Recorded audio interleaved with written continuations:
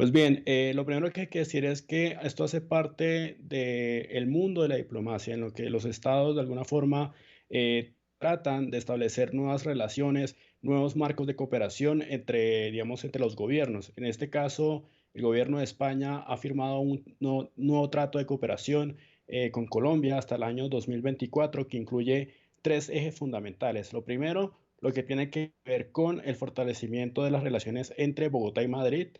Lo segundo, aquello que tiene que ver con el proceso de paz. Y finalmente, que es aquello que es la manzana de la discordia acá entre Caracas y Bogotá, que es todo lo referente a la cuestión de los migrantes.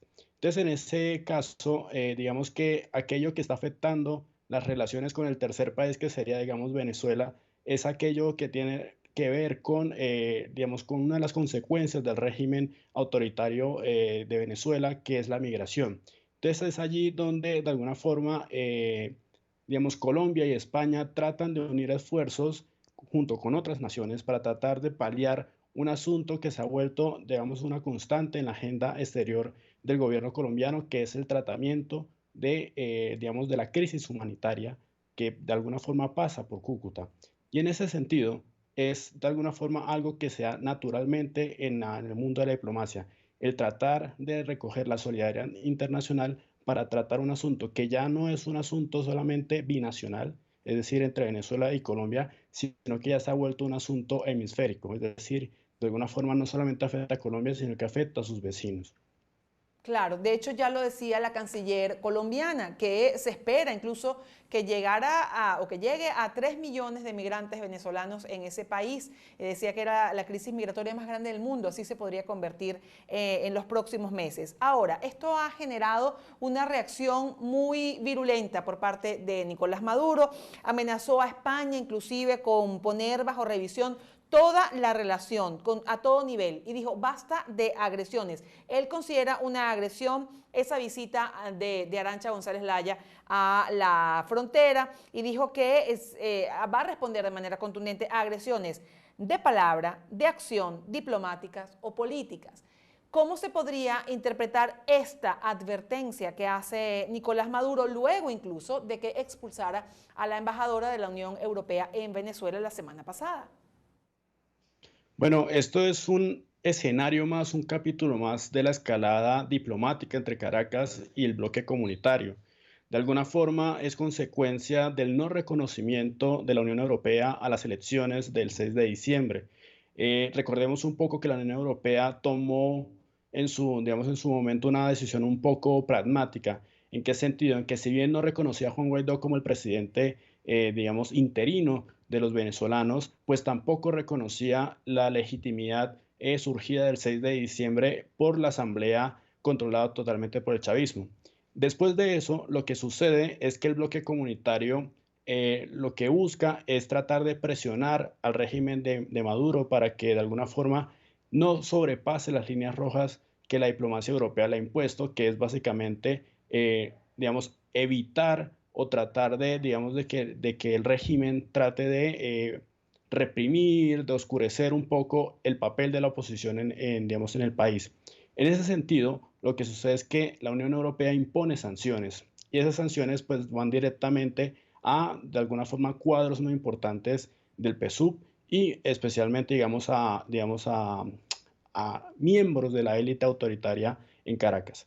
Esto genera de alguna forma una reacción, como tú bien has dicho, virulenta y agresiva por parte de Maduro, porque al final de cuentas hay que tener, digamos, en la mira que lo que se está bloqueando es la ayuda económica o por lo menos, digamos, todo lo que tiene que ver con el financiamiento que tiene el régimen en el exterior.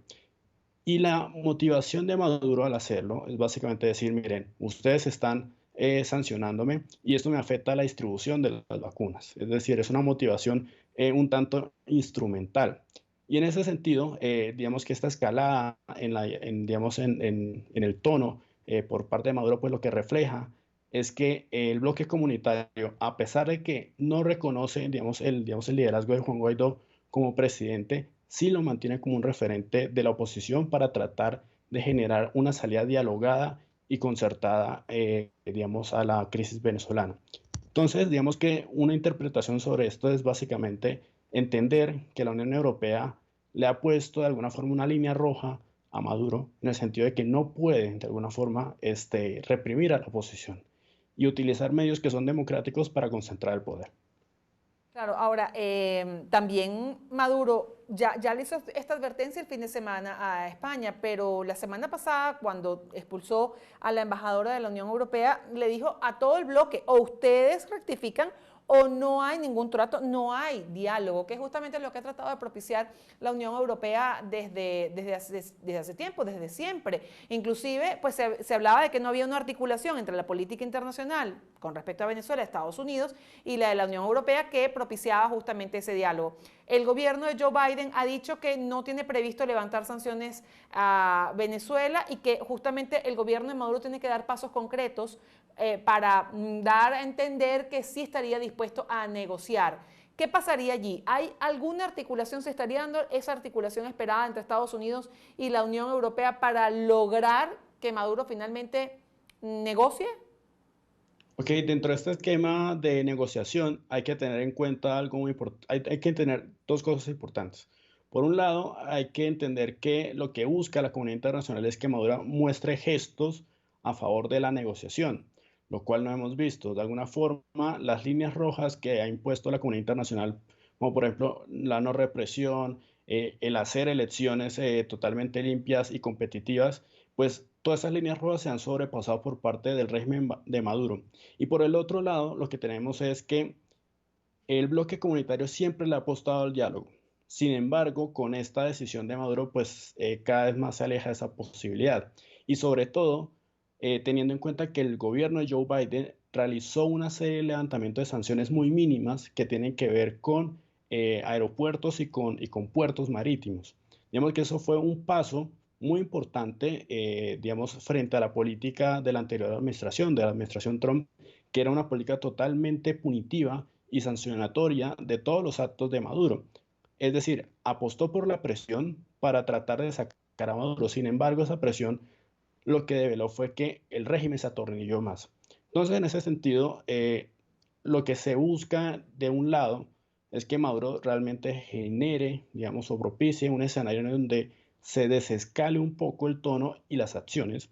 Es decir, que el régimen trate de colocarse de nuevo dentro del redil de las naciones que de alguna forma respetan el derecho internacional y los derechos humanos, y por el otro lado generar, digamos, del lado de la comunidad internacional una serie de incentivos positivos para que el régimen de alguna forma se siente a negociar de una forma imparcial, de una forma, digamos, que no tenga ventaja, sino que trate de igual a igual a la oposición.